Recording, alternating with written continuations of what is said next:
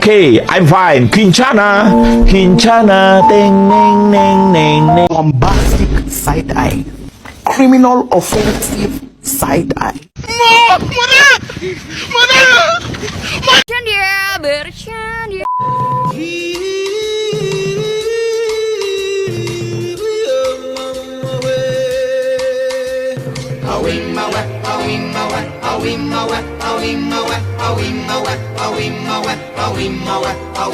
Jadi, apa itu tiol dan apa itu sulfida? Tiol merupakan senyawa yang mengandung gugus SH yang terikat pada ujung rantai ikatan karbon seperti gambar di atas. Sedangkan sulfida merupakan senyawa yang mengandung gugus S yang terikat pada pertengahan rantai ikatan karbon seperti gambar contoh di bawah. Analog belerang dari ether disebut sulfida. Sulfida kurang umum dibandingkan tiol sebagai senyawa alami. Namun, sulfida terutama disulfida atau CFSC memiliki fungsi biologis yang penting, terutama sebagai zat produksi atau antioksidan. Tiol sering disebut juga dengan merkaptan, mengacu pada istilah Latin mercurium captains atau menangkap merkuri, karena gugus SH merupakan ikatan kuat dengan merkuri dan ion-ionnya. Tiol analog dengan alkohol. Tiol bersifat asam lemah, memiliki derajat pKa sebesar 10-11 dan merupakan asam yang jauh lebih kuat daripada alkohol, karena alkohol sendiri memiliki derajat keasaman sebesar 16-18. Namun, tiol biasanya tidak membentuk ikatan hidrogen, karena atom belerang tidak memiliki keelektronegatifan yang cukup.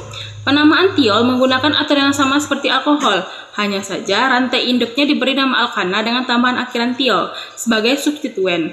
Gugus SH disebut juga dengan gugus merkapto. Sulfida memiliki ketersenambungan antara R, S, R aksen yang menunjukkan bahwa sulfur menggantikan oksigen dalam struktur eter. Sulfida biasanya disediakan melalui alkilasi tiol. Namanya ini seperti apa? Yang pertama yaitu tiol. Nah, kita perlu menentukan rantai terpanjangnya yang mengikat gugus SH. Kemudian kita lakukan pemberian nomor dimulai dari karbon paling dekat yang mengikat gugus SH. Selanjutnya, alkil atau cabang tetap diberi nomor seperti aturan alkana, dan kemudian akhirannya diberi nama tiol. Contohnya itu pada gambar PPT ada 2 butana tiol, di mana menurut gambarnya itu ada 4 atom C dan 1 atom C yang mengikat S, di mana itu terletak pada karbon yang nomor 2. Nah, bagaimana dengan contoh yang kedua ini? Kita bisa lihat di sini ada 2 metil dan 1 gugus fungsi S atau tiol. Nah, pertama kita menentukan rantai panjangnya dulu, yaitu ada 6 rantai 6 karbon. Kemudian kita melakukan penomorannya dimulai dari sebelah kanan. Nah, selanjutnya kita masukkan angka cabang metil yaitu 2 dan 5, kemudian dimetil dan 3 heksana tiol. Yang kedua yaitu sulfida. Penamaannya yang pertama kita menentukan rantai terpanjangnya yang mengikat gugus S. Kemudian kita tidak menggunakan penomoran, di mana tiap ikatan karbon itu dianggap sebagai alkil atau cabang. Selanjutnya alkil-alkil ini bila mereka sama kita perlu menggunakan di atau tri dan seterusnya.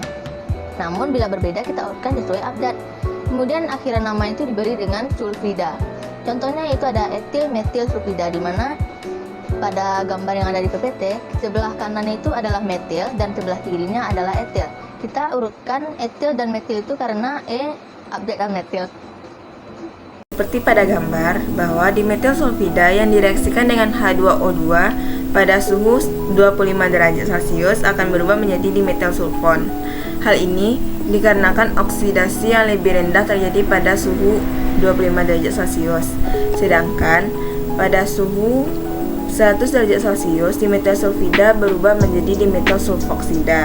Hal ini terjadi karena oksidasi yang lebih lanjut terjadi di bawah kondisi ini atau pada suhu ini.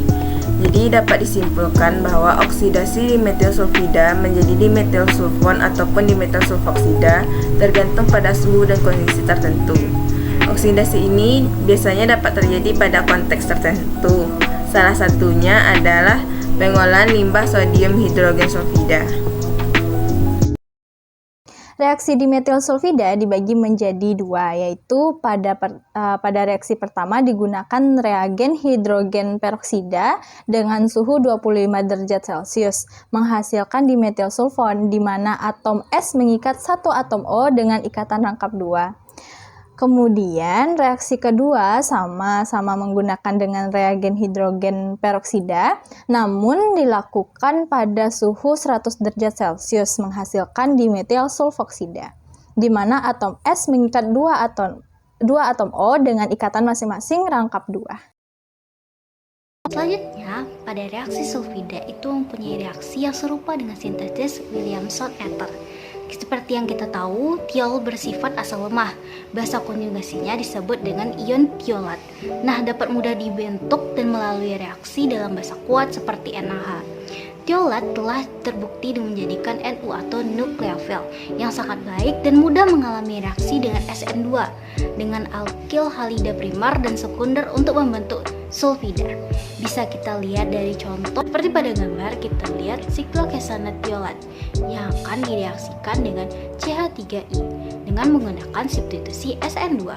Sulfida berdipol negatif dengan CH3C berdipol positif, maka sulfida akan mengikat CH3 dan akan melepaskan Na dan I, maka didapatlah produk sikloheksil metil sulfida. Soulja boy, I been it. Why me crack it? Why me roll? Why me crack that Soulja boy? That Superman? That why me crack that soul? That why me crack that soul? That why me crack that soul? That why me crack that soul? That why Soulja boy, I been it. Halo, saya Nazahra Mas Selvi. Hai, saya Laura Wardani. Halo, saya Regina Putri Januari. Halo, saya Nadia Alexandra. Halo, saya Salsa Fitrianti. Agar nilai Kimor kami A+, Berilah kami like Lebih dari 100.